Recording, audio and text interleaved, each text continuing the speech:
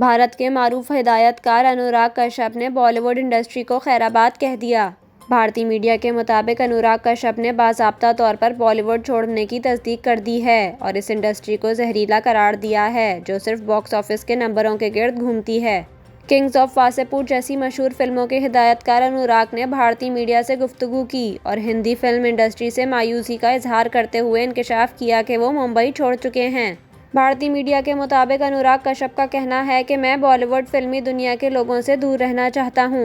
ये इंडस्ट्री बहुत जहरीली हो चुकी है। हर कोई गैर हकीकी अहदाफ के पीछे भाग रहा है। अगली 500 या 800 करोड़ की फिल्म बनाने की कोशिश कर रहा है, जिसकी वजह से तख्लीकी माहौल ख़त्म हो चुका है।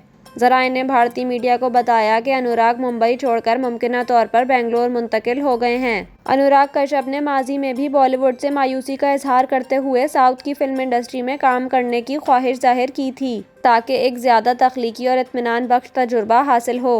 गुज़िश्ता साल दिसंबर में अनुराग ने अपने एक बयान में कहा था कि वो बॉलीवुड से बिल्कुल मायूस हो चुके हैं।